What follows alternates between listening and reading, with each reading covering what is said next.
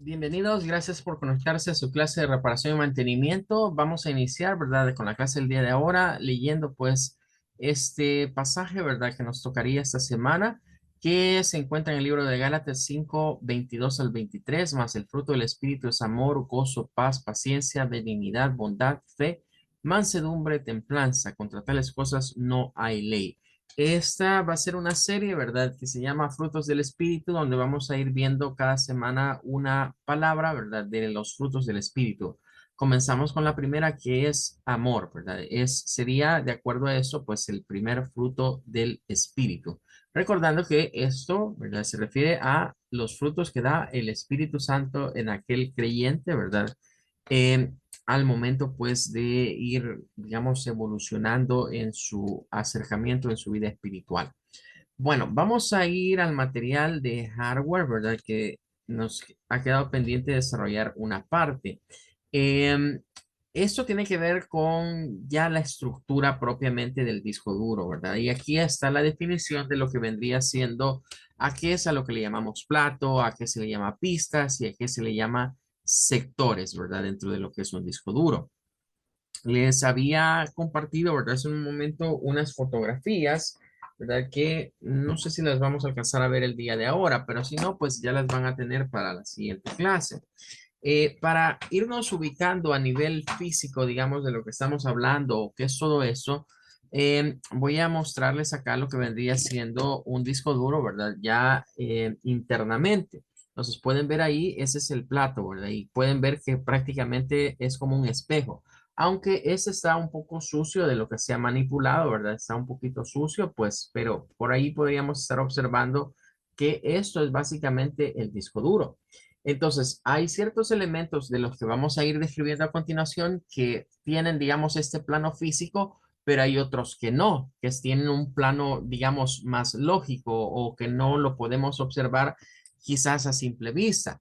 Lo que sí es que el plato, ¿verdad? Ya estamos ubicándolo acá, ¿verdad? Este sería el plato prácticamente del disco duro.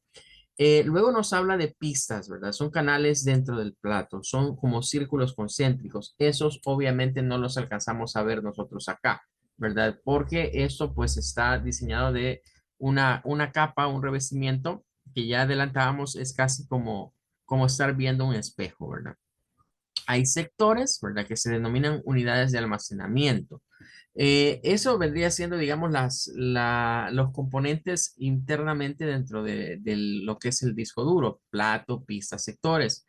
También hablamos de cabezas, ¿verdad? Las cabezas en este caso es esta agujita que vemos acá, ¿verdad? Que hay una agujita que se puede mover. Aquí pueden ver esta agujita que se puede mover. Quiero ver si la puedo, ahí creo que se mira mejor, ¿verdad? La punta que esta tiene acá es a lo que nos referimos como la cabeza, ¿verdad? Y hay otro conjunto que se llama cilindros, ¿verdad? Que tienen que ver con la disposición, digamos, de lo que es un disco duro. Ya vamos a ver una imagen en donde se proyecta, digamos, todas estas piezas. Se nos habla, pues, que esta cabeza lectora, ¿verdad? Es la que va moviéndose, ¿verdad? Sobre la superficie del disco y es un cabezal, ¿verdad? Se le llama esto que permite la escritura y la lectura, ¿verdad? Es similar a los tocadiscos antiguos, ¿verdad? Que tenían esa puntita de diamante, ¿verdad? Que es la que se ubicaba sobre el disco de vinilo para comenzar a reproducir el sonido. Eh, Luego tenemos por acá, ¿verdad? Se nos habla acerca de que los cabezales están incluidos en los extremos, ¿verdad? Depende si hay más platos, hay más cabezas, ¿verdad? Pero si no, solo uno. Lo normal, como hemos dicho ya en los discos modernos, es hablar ya solo de un plato y una cabeza de lectura. Estos recordemos que funcionan a través de campos electromagnéticos, ¿verdad? Para poder ir guardando información. Ahora, cuando nosotros vamos a leer archivos o escribir archivos, las computadoras comenzaron a utilizar algo que se llamó en un tiempo como una tabla de asignación de archivos. A eso también se le conoce hoy en día como el sistema de archivos. Es decir, el sistema operativo, ¿verdad? Tiene que controlar como una especie de traductor, por así decirlo, entre lo físico que está en el disco duro y lo lógico que se encuentra dentro de lo que es el sistema operativo. Debemos tener en mente que en el disco duro reside tanto nuestros archivos como los archivos de sistema, ¿verdad? Ahí están compartiendo y cohabitando estos archivos. Cuando instalamos un sistema operativo, pues se le pone una tabla de asignación de archivos. A esas tablas de asignación de archivos se les conocía con la abreviatura de FAT y fue el primer sistema de archivos que se utilizó a nivel de sistemas de DOS, por ejemplo, y de lo que vendría siendo los Windows, ¿verdad? Los Windows 3.11, Windows 95, Windows 98, Windows 2000 ya comenzó a hablarse de un nuevo sistema, ¿verdad? Que es el NTFS, que es, digamos, el como más reconocido por muchos, pero antes de eso existía el sistema FAT. Incluso este sistema FAT, que eso viene del inglés, ¿verdad? Es File Assignment Table, viene de tabla de asignación de archivos. Todavía se sigue utilizando en algunas memorias, ¿verdad? Cuando compramos algunas memorias USB, vienen ya, digamos, con su formato FAT. Entonces, cuando hablamos del formato, darle formato a un disco duro es prepararlo, ¿verdad? O a una unidad es prepararla para que ésta pueda almacenar datos. Ahora, esto es, digamos, algo a nivel del software, pero que sirve para controlar, y por eso el nombre, asignar archivos, es decir, indicar a qué parte del disco duro, a qué sectores, ¿verdad? Va a ir a almacenarse en un archivo. Aquí ya se interviene otra palabra y es que cuando hay un conjunto de sectores continuos, ¿verdad? Uno a la par del otro, a eso se les comienzan a llamar o se les denominan clusters. Los clusters pues vienen precisamente de la idea de que están uno a la par de otro. Ese término se usa, viene del inglés y se usa para muchas cosas, ¿verdad? A veces para hablar de casas o de residenciales, ¿verdad? O de situaciones en donde lo que queremos decir es que hay una a la par de la otra, están contiguas, así como los sectores de un disco duro. Ahora, tenemos algo más por acá.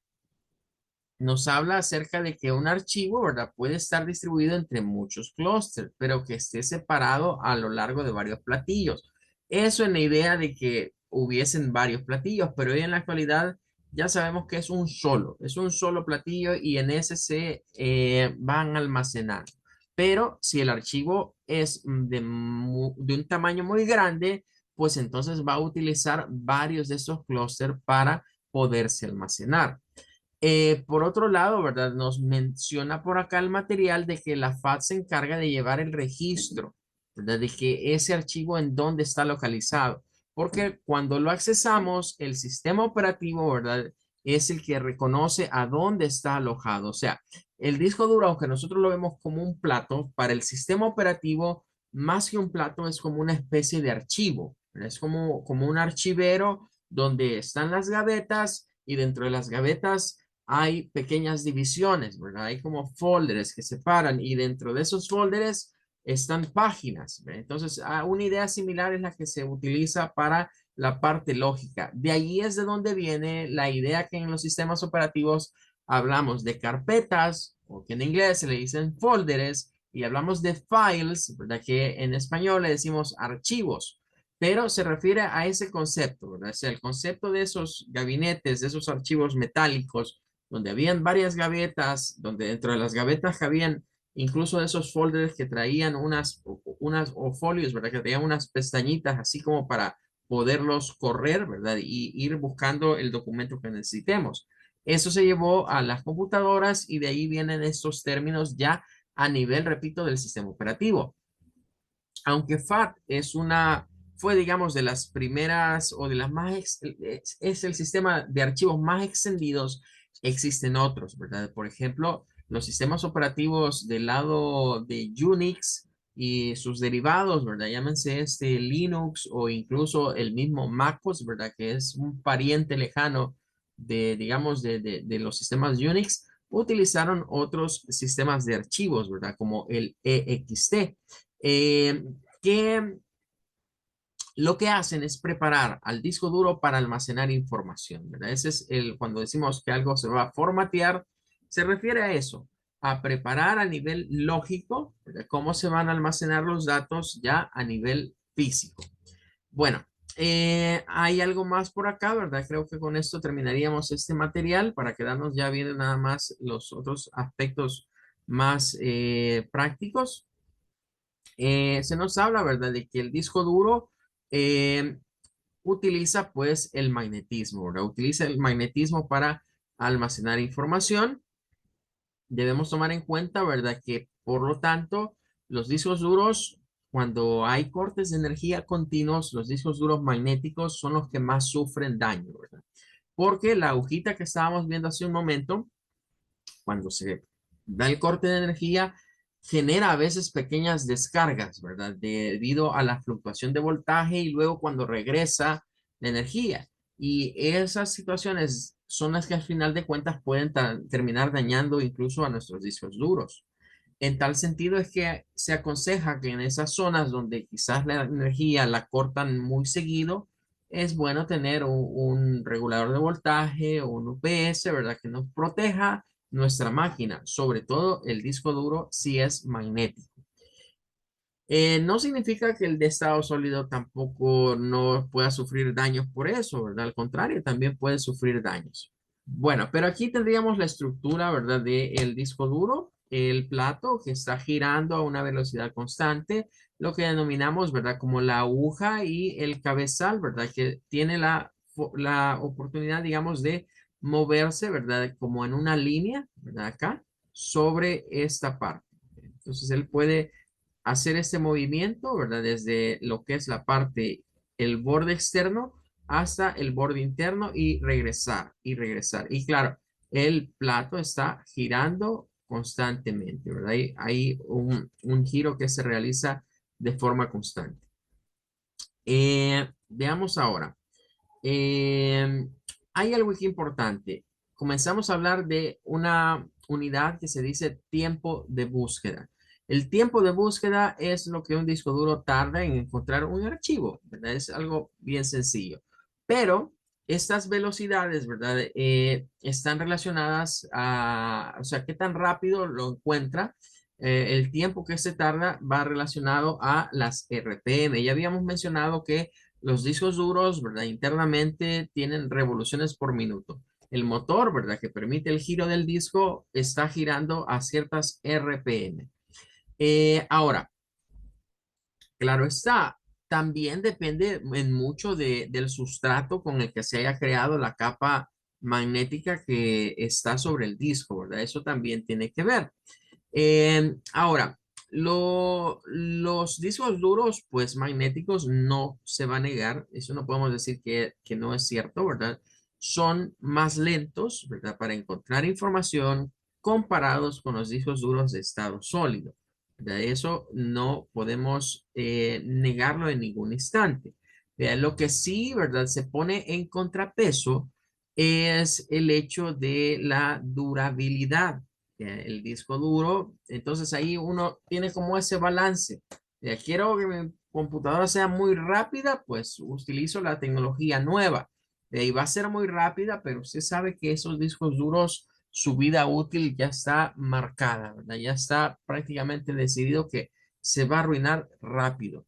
En cambio, un disco duro de almacenamiento magnético va a ser más lento, pero el tiempo que va a funcionarnos en buen estado, pues va a ser mucho mayor que el otro tipo de discos. Ahora, tenemos por acá lo que sería el esquema, ¿verdad? Del disco, cómo va funcionando. Aquí estamos viendo el plato dividida en esas pistas, ¿verdad? Y esto es como cuando pensamos en una pista de carreras, ¿verdad? Posiblemente una pista de atletismo, ¿verdad? Nada más que esas pistas son más en forma como de óvalo, ¿verdad? Pero la idea es similar. Es como que lo estuvimos viendo desde arriba, ¿verdad? Y el disco que vemos ahí, que se ve eso como un espejo, realmente está dividido por pequeñas pistas, ¿verdad? Hay pequeñas pistas en ello. Y estas pistas hay unas que están más cerca del centro y otras que van más hacia el borde exterior. Ahora, encontraremos acá también, ¿verdad? De que estas pistas tienen lo que vendría siendo la división de lo que es un sector. Es decir, si yo agarro una porción, esto de acá, esto se le conoce como un sector de una pista de nuestro disco duro. Y dentro de los sectores es donde se van a almacenar los bytes de información.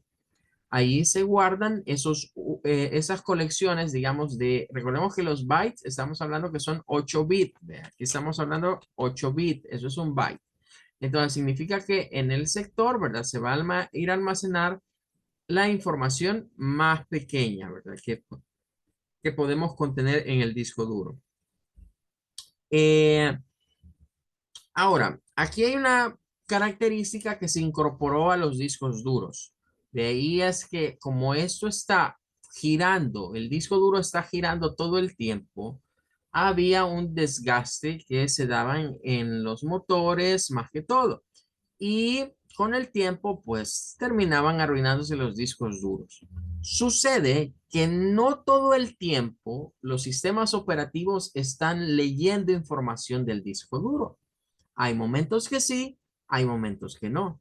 Entonces, los fabricantes, sabiendo esa situación, comenzaron a incorporar, ¿verdad? Dentro de lo que serían las controladoras o las tarjetas de circuito de los discos duros, algunos aditamentos que lo que comenzaron a hacer es a literalmente desconectar los discos duros. Por ejemplo, cuando nosotros ponemos los discos duros, o los sistemas operativos, mejor dicho, en estado de hibernación, ¿verdad? O la suspendemos a la máquina, el disco duro se desconecta. Eso permite pues que no esté girando en tiempos en los cuales no lo estamos utilizando. Cuando accesamos al disco duro, la mayoría de case, ¿verdad? Traen un piloto incluso que se ilumina para indicarnos de que se está haciendo uso del disco duro o no.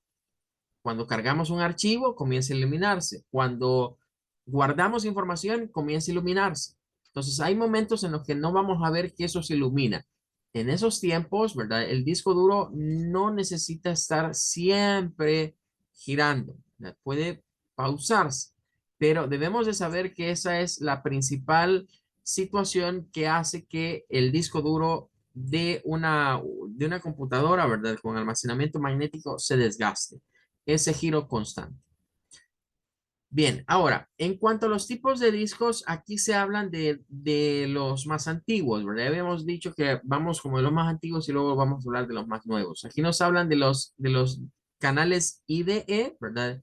O los discos duros que durante un tiempo se les conocían como discos duros inteligentes, ¿verdad? De ahí venía el término este, que eran inteligentes. ¿Y eso por qué? Bueno, porque habían unos discos duros, ¿verdad?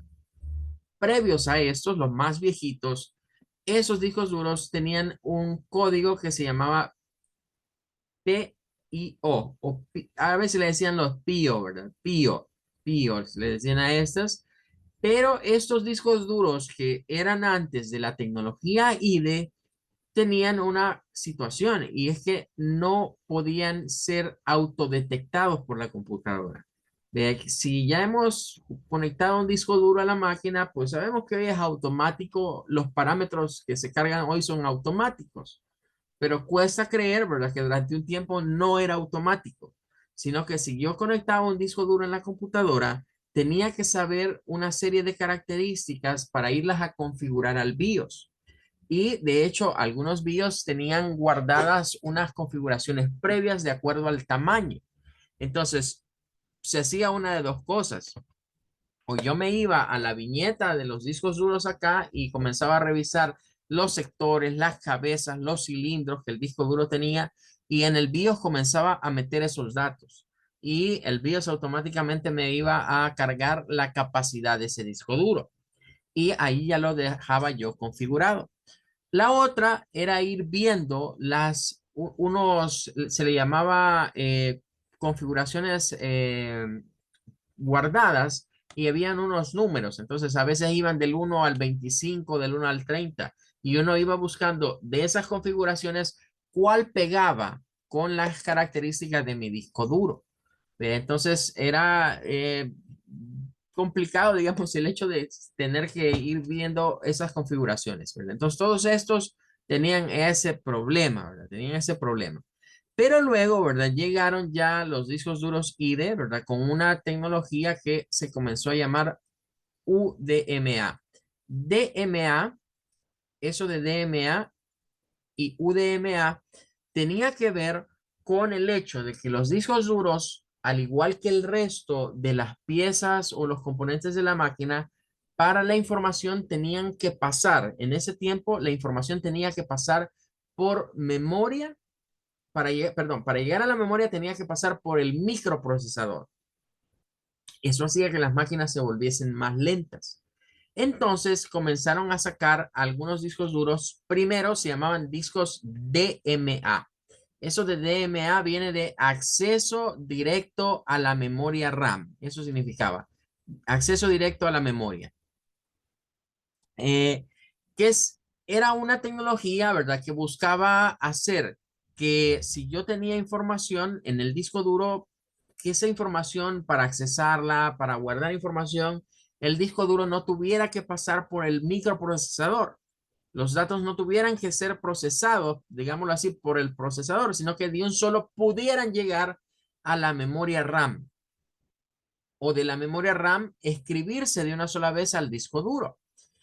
Y luego vinieron las siguientes tecnologías que se llamaban UDMA 33 y 66, ¿verdad? Que lo que permitió es que las máquinas comenzaran a dejar, digamos, de pasar mucha información por el procesador. Hay información que no es necesaria que el procesador la tenga. ¿Por qué razón? Porque no va a hacer cálculos con ella. Ya, los archivos nuestros, cuando ya lo estamos guardando, cuando ya tenemos algo terminado, el procesador ya no va a hacer cálculos. Entonces no es necesario que esa información pase por ahí para llegar a la memoria. Y se crearon esas tecnologías. Y luego, pues ya se dio el paso, ¿verdad? A lo que eran los discos duros IDE. En ese tiempo, ¿verdad? Los discos duros IDE tenían una tasa de transferencia, aquí vamos a hablar de tasa de transferencia, entre 600 a 700 kilobytes por segundo. En ese tiempo se decía, es una tasa alta, es una tasa alta. Luego se llegó a otros discos duros que alcanzaron los 2500 kilobytes por segundo. Cuando lo vemos con las velocidades actuales, con las tasas de transferencia actuales, pues nos damos cuenta que pues eran lentos, ¿verdad? Comparados con lo que hay actualmente. Ahora, surgieron otros discos duros. Los IDE no eran los únicos. Había otro competidor en el mercado, otra tecnología. Estos se llamaban, ¿verdad? Discos duros SCSI. Esto SCSI se pronunciaba como SCSI. SCSI se llamaban estos discos duros. Los IDE eran los baratos. Los SCSI eran caros y por lo general estaban instalados en máquinas pues que ya eran servidores. En ese tiempo ya habían internet, ¿verdad? En muchos países ya la red se había desarrollado y ya se necesitaban servers. Entonces, en esos servers se instalaban estos discos duros SCSI, ¿verdad? Era otra tecnología, un disco duro diferente, otro tipo de conexión, ¿verdad? Y pues daba mejores prestaciones. Pero, ojo, siempre eran de almacenamiento magnético. Lo único que cambiaban eran las conexiones, las tasas de transferencia y, digamos, en sí las virtudes que tenían, pero el sistema era el mismo. Bien, luego tenemos un esquema. Cuando vemos estos discos duros de tecnología y de verdad, desde este punto de vista, aquí es donde está el bloque de conexiones. En el bloque de conexiones vamos a encontrar básicamente tres áreas. Lo que sería la interfaz IDE, que es donde se ponía la cincha IDE, ¿verdad? Acá, que era un conector que se le llamaba de 40 pines, ¿verdad? Tenía 20 arriba y 20 abajo, dejando sin usar este, ¿verdad? Ese no venía ni en los discos duros ni venía en la cincha. Luego encontramos algo que se llamaba un bloque de jumpers, que esto servía para poner acá un pincito, ¿verdad? Que interconectaba, por ejemplo, estos de esta manera. Habían otros discos duros que eran raros, ¿verdad? Que traían dos más aquí y entonces se hacían así, se unían estos y luego estos. Cada disco duro en la viñeta decía cómo funcionaba su bloque de jumpers. El bloque de jumpers servía para decirle al disco duro y que el motherboard supiese también eso, ¿verdad? Que lo iba a utilizar de alguna manera. Las unidades IDE, ¿verdad? La tecnología IDE de estos motherboards, recordemos que esto fue que iba de la mano del motherboard, ¿verdad? Lo que teníamos. Lo más común era tener un juego de 4 unidades IDE, dos puertos IDE, digamos, o dos conectores IDE en la tarjeta madre y el cable IDE es un cable que traía 3 conectores. Entonces, uno iba a la tarjeta madre y quedaban 2 conectores libres. En esos 2 conectores libres, nosotros íbamos a encontrar dos cosas que se les llamaban primario, se le llamaba primario. Había un primario y había un segundo primario. Eso estaba en un conector, digamos, de la tarjeta madre. Y luego el otro conector se le conocía como secundario. Habían 2 secundarios. Y después se comenzaba a hacer un juego, ¿verdad? Utilizando la palabra master o maestro, ¿verdad? Y la palabra esclavo o slave. Entonces se hacía un primario máster, un primario esclavo, un secundario máster y un secundario esclavo. Eso era, digamos, las combinaciones que podíamos tener, ¿verdad? Que podíamos tener a nivel de lo que serían los discos duros en tecnología IDE. Aunque habían algunos motherboard especiales que traían para más unidades, pero digamos el equipo estándar, una PC estándar, esto era lo que traía. Un juego de 4 unidades.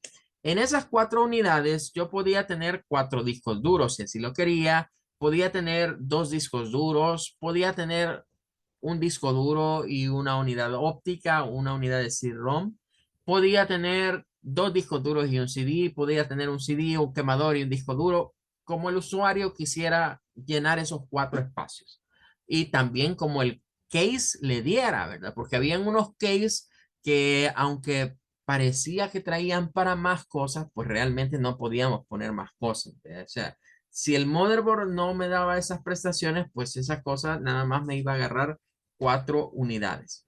Y entonces yo tenía que ajustar cómo iba a funcionar mi disco duro. Si mi disco duro iba a funcionar como primario master, tenía que ver cuál era el bloque acá de jumper que me configuraba el disco duro como primario master.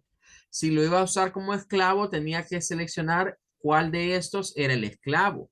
Y había una característica, la mayoría traían una más que se llamaba CS. La vamos a ver más en detalle, ¿verdad? El CS era para que el cable IDE automáticamente detectara cuál era. Por esa característica es que se les decía a estas unidades que eran inteligentes, porque si yo entraba al BIOS y dejaba una función de autodetección y había conectado las cosas en donde era, o sea, el requisito era que tenía que configurar esto bien y el cable IDE que estuviera conectado en la misma posición, entonces la motherboard era capaz de detectarme todos los parámetros del disco duro sin yo necesidad de estar ingresándolos. Bueno, todo esto pasó a la historia con las tecnologías, ¿verdad? Que vinieron después, que fue la tecnología SATA.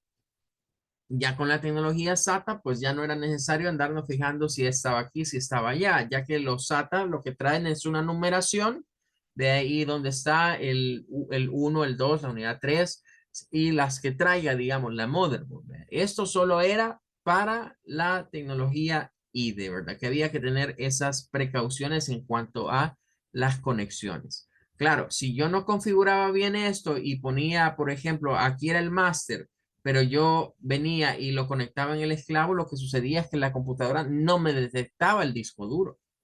Entonces era el problema a resolver. Bien, Luego, el power, la conexión de energía es la que ya estuvimos viendo de la fuente, ¿verdad? Aquel tipo de conector en donde encontramos un conector de estos denominados conectores Molex, ¿verdad? Que tiene esta forma, ¿verdad? Acá donde no hay forma de ponerlo al revés, ¿verdad? Con los típicos colores que ya conocemos de la fuente y lo que vendría siendo sus respectivas funciones. Recordemos que acá los motores que tienen estos discos duros son los que trabajan a 12 voltios. La tarjeta lógica es la que se alimenta prácticamente de los 5 voltios. Bien, pero tenemos algo más por acá. Tenemos el diagrama de lo que vendría siendo el cable IDE o de una punta, digamos, del cable IDE. Pero el cable IDE era un cable de un color grisáceo, ¿verdad? Toda esta zona era gris. Traía esta parte, ¿verdad? Como de plástico. Es un cable de muchos contactos, ¿verdad? Tiene un total de 40, aunque uno no se usa, pero digamos que era conocido como de 40 pines, ¿verdad? Aquí comenzaba el pin 1, ¿verdad? Y aquí terminaba con el 40. Esto era una guía, ¿verdad? Esto era una guía y no todos los cables IDE las traían. ¿Verdad? Entonces a veces eso hacía que el usuario se equivocara y pudiera ponerlo al revés, pero era una guía para ponerlo en la posición que corresponde con el disco duro. Y además, donde estaba el pin 1, ¿verdad? Acá el pin 1 era de un color diferente. A veces era un cable como rosadito, a veces solo le ponían unos medios puntitos así, ¿verdad? De un color diferente. Luego vinieron unos que era como celeste o azul, ¿verdad? Ya los últimos que salieron.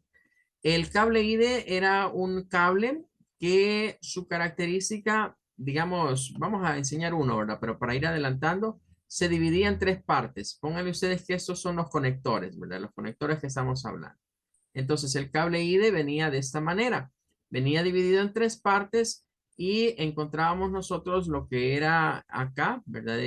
Las conexiones, ¿verdad? Esto simulando como que es el cable. Y claro, uno de estos, ¿verdad? Venía de un color diferente, ¿verdad? Venía de un color que no era igual al resto del cable, ¿verdad? Voy a ponerlo aquí como que este fuera el uno, ¿verdad? Acá. Entonces, más o menos así era el cable. Deben de notar, porque eso era importante saberlo, que había un extremo, ¿verdad? Este de acá era más largo que este de acá. Entonces, donde encontrábamos la parte más larga, este conector es el que iba a quedar al motherboard. Ese iba a ir para el motherboard. Y este era para el esclavo. Aquí teníamos que conectar el esclavo. Y este era para el máster o para el maestro. Así venía, digamos, el bloque. Después, los fabricantes, ¿verdad? Siempre queriendo inventar cosas nuevas, sacaron un cable diferente. Siempre eran las tres conexiones, pero le dieron vuelta a las cosas. Y decidieron cambiar las posiciones y cambiaron en esos cables, ¿verdad? Pasaron que el máster iba a ser acá y que el esclavo iba a ser el último. Y eso daba que hacer, ¿verdad? Porque a veces ya estábamos acostumbrados al esquema de conexión, ¿verdad? Que el último era el máster y ese era el esclavo. Incluso esa cosa, cuando se ponía con una unidad de CD-ROOM o cuando se ponía, digamos, con un disco duro sobre otro disco duro, ¿verdad? El cable habría que hacerle un doblez mero raro acá para que conectara y pegara uno con otro. ¿Vea? No quedaban alineados así uno y otro, sino que había que doblarlo para que el esclavo quedara arriba y ese quedara abajo. Para esos dobleces a veces hacían que con el tiempo el cable IDE se arruinara porque quedaba doblado. Entonces vinieron los fabricantes y por eso le dieron vuelta a esta cosa, ¿verdad? Y cuando le dieron vuelta ya podía quedar uno aquí arriba y se sacaba el otro hacia abajo, ¿ve? Sin necesidad de darle ese doblez. Bueno, pero esas eran cosas, digamos, de los fabricantes, ¿verdad? Que habían diseñado algo de una manera y pues se dieron cuenta que era mejor de otra forma. Aquí tenemos el ejemplo de los jumpers, ¿verdad? Cómo estos irían configurando a los discos duros. Esta es la configuración más sencilla que solo traía 6 pines. Pero repito, habían otros que incorporaban otros 2 pines más acá e incluso otras funciones, ¿verdad? Que pues en su debido momento quizás tenían razón de ser. como por ejemplo limitar la capacidad de un disco duro. Eso servía para algunas motherboards que no permitían utilizar discos duros de cierto tamaño, ¿verdad? Que era demasiado grande para ellos y no los detectaban. Entonces traían a veces un jumper donde se limitaba la capacidad y ya el motherboard decía, ah, sí, con este sí puedo trabajar, ve ahí lo reconocía. Bueno, con esto terminaríamos entonces lo que vendría siendo el material, ¿verdad? Con la parte teórica. Mañana vamos a ver las fotografías para entrar en más detalle de los discos duros, ¿verdad? Se los voy a ir mostrando acá, ¿verdad? Aquí tengo varios de estos, se los voy a ir mostrando. Este, por ejemplo, pueden ver que traía hasta una tapa acá, ¿verdad? Traía una tapa en donde viene la tarjeta de circuito para protegerla. Eh, y ver algunas otras características de los discos duros IDE, ¿verdad? Luego vamos a hablar un poco más de lo que vendrían siendo los SATA y al final hablaremos pues de las tecnologías ya de estado sólido. Ok, nos despedimos hasta acá, que Dios les bendiga. Primero Dios, nos vemos el día de mañana. Muchas gracias, ingeniero. Feliz tarde. Igualmente, feliz tarde.